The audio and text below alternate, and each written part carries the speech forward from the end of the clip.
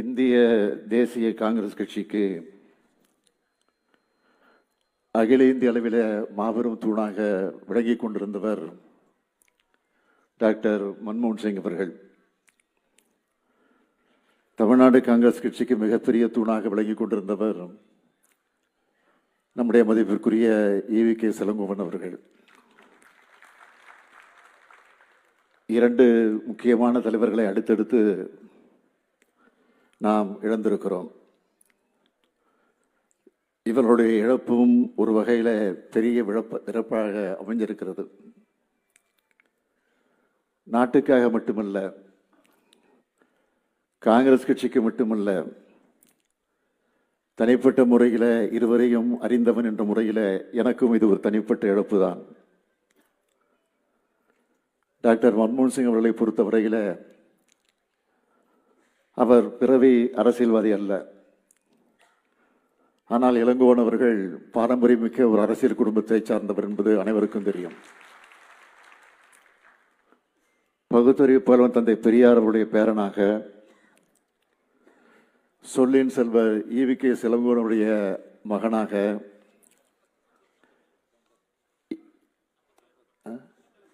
ஈவி.கே. சம்பத்தவருடைய மகனாக இப்படி ஒரு அரசியல் குடும்பத்தை பிறந்து இறுதி வரை அரசியல் வானில் வளம் வந்தவர். இன்னும் சொல்ல வேண்டும் என்று சொன்னால், டாக்டர் மன்மோகன் சிங்குடைய அமைச்சரவைகளே அமைச்சராகவும் இடம்பெற்றிருந்தவர் நம்முடைய ஈவி.கே. இளங்கோவன் அவர்கள். ஜவுளித்துறை அமைச்சராக பொறுப்பேற்று பணியாற்றியவர். ஆக அந்த இருவரும் தலைவர்களை நாம் இன்றைக்கு இழந்திருக்கிறோம். டாக்டர் மன்மோகன் சிங் அவர்களை பொறுத்தவரையில் இந்திய அளவிலே மட்டுமல்லாமல் உலக பொருளாதார மேதைகளில் ஒருவராக அவர் மதிக்கப்பட்டவர். அவர் நினைச்சிருந்தா எந்த கவலைகளும் இல்லாத, பரபரப்பு இல்லாத வாழ்க்கையை அவரால் வாழ்ந்திருக்க முடியும். அவரை போன்ற பொருளாதார மேதைகள், சிந்தனையாளர்கள் அப்படிப்பட்ட வாழ்க்கையைத்தான் தேர்ந்தெடுப்பாங்க. ஆனால் எதிர்பாராத விதமாக அரசியலில் நுழைஞ்சு நிதியமைச்சராக அவர் பொறுப்பேற்றார். அது மிக நெருக்கடியான நேரத்தில் அந்த பொறுப்பை ஏற்று இந்திய நாட்டினுடைய நிதியமைச்சராக அவர் பொறுப்பேற்று சரித்திரத்திலே இடம்பெற்றிருக்கிறார். அவர் உருவாக்கி கொடுத்த பொருளாதார திட்டங்கள் தான் இந்தியாவுடைய வளர்ச்சிக்கு அடித்தளமாக அமைந்தது. 2004ஆம் ஆண்டு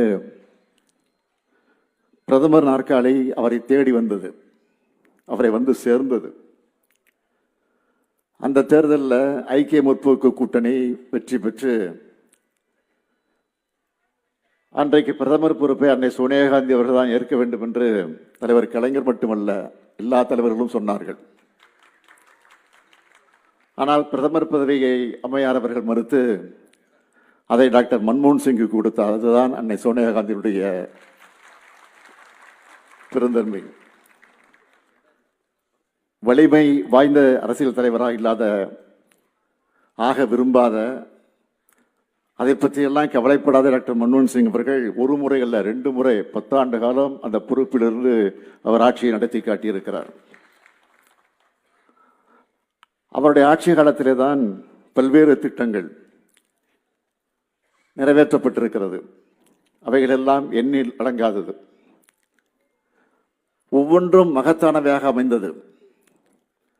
மகாத்மா காந்தி தேசிய ஊரக வேலை உறுதி திட்டம், மகளிருக்கு எதிரான வன் செயல்களை தடுக்கக்கூடிய சட்டம், தகவல் அறியக்கூடிய உரிமை சட்டம், கல்வி பெறும் உரிமை சட்டம், உணவு பாதுகாப்பு சட்டம், லோக்பால் அமைப்பு சட்டம், வன உரிமைகள் அங்கீகரிப்பு சட்டம், நிலம் கையகப்படுத்தப்பட்டால் நியாயமான இழப்பீடுகளை வழங்கக்கூடிய சட்டம், கையால் மலம் அள்ளுவதை தடை செய்யும் சட்டம், மகளிர் இடஒதுக்கீடு மசோதாவை மாநிலங்களில் அவரோட ஆட்சியில் தான் நிறைவேற்றப்பட்டது.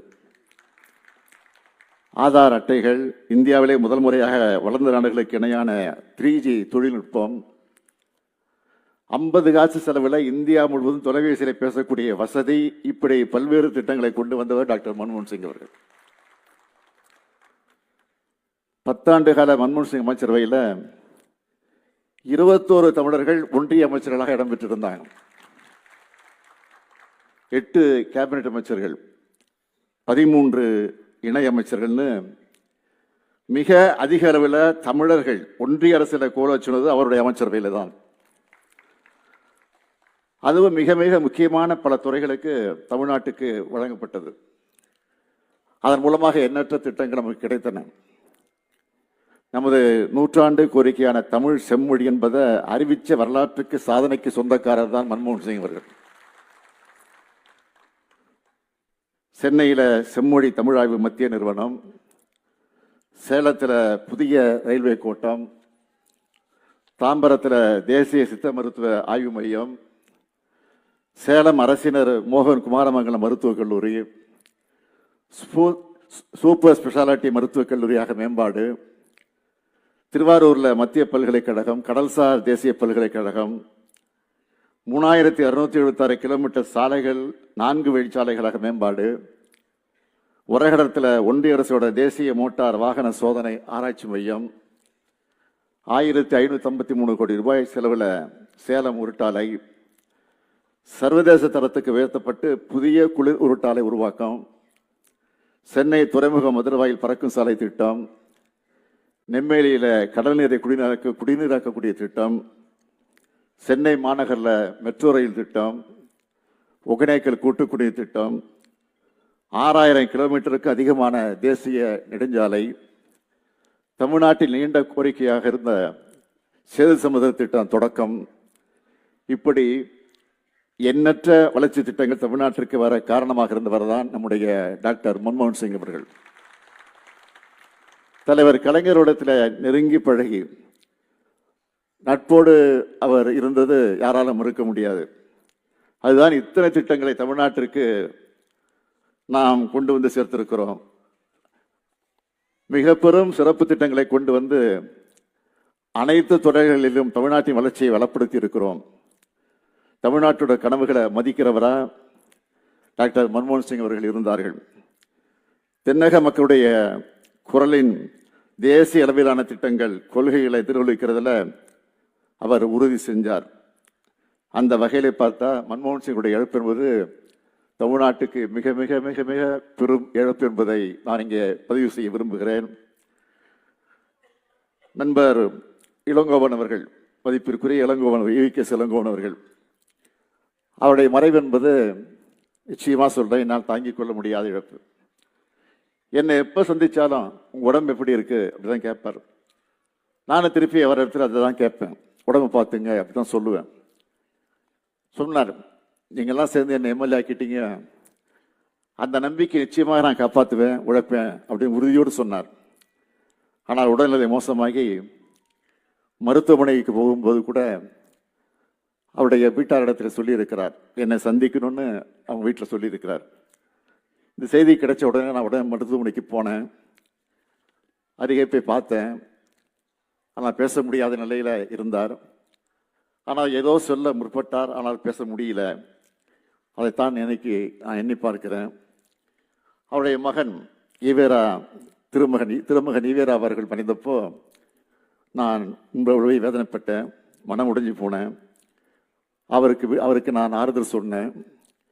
மகன் மறைஞ்சதுனால இளங்கோவனர்கள் போட்டியிட்டு அவர் வெற்றி பெற்று அந்த தொகுதியினுடைய சட்டமன்ற உறுப்பினராக அவர் பணியாற்றி கொண்டிருந்தார். ஆனால் அந்த மகிழ்ச்சியை நீடிக்காத வகையில் அவர் நம்ம எல்லாம் விட்டு போய்விட்டார். அதனால் தாங்கிக்க முடியாத இழப்புன்னு நான் சொன்னேன்.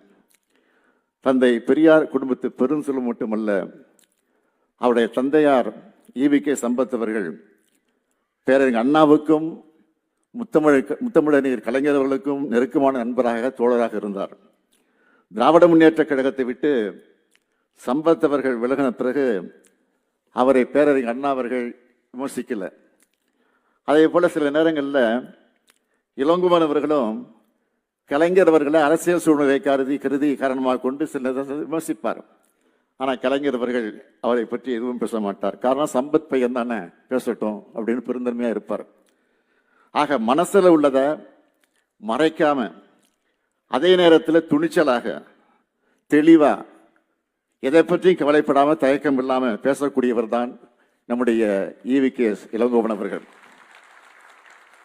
ஆதரித்தாலும் சரி, எதிர்த்தாலும் சரி, அதை சரியா உறுதியாக செய்யக்கூடியவர் நம்முடைய இளங்கோவன் அவர்கள்.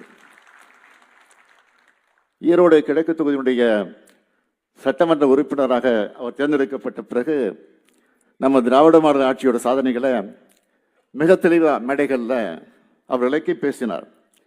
அதை விட இன்னொன்றையும் சொன்னார். இதுதான் உண்மையான காமராஜர் ஆட்சின்னு அவர் வெளிப்படையாகவே சொன்னவர் தான் அவர். தேசிய குடும்பத்தை பிறந்து தேசியவாதியாக வாழ்ந்து மறைந்திருக்கக்கூடிய நம்முடைய இளங்கோவன் அவர்கள் இந்த திராவிட மாடல் ஆட்சி கொடுத்த நச்சான்று பத்திரம் என்பதை நான் இப்பெல்லாம் நினைச்சு பெருமைப்படுறேன். தமிழ்நாடு காங்கிரஸ் கட்சியினுடைய தலைவராக, சட்டமன்ற உறுப்பினராக, நாடாளுமன்ற உறுப்பினராக, ஒன்றிய அமைச்சராக ஆக எந்த பதவி இருந்தாலும் அந்த பதவிக்கு முத்திரை பதிச்சவர் நம்முடைய இளங்கோவன் அவர்கள். டாக்டர் மன்மோகன் சிங் அவர்களும் எவ்வளவு நெருக்கடியான நேரத்திலும் நாடாளுமன்ற பணிகளில் பங்கெடுத்தார் என்பது உங்களுக்கு தெரியும். அங்கே பங்கெடுத்து பதிலும் அளித்திருக்கிறார்.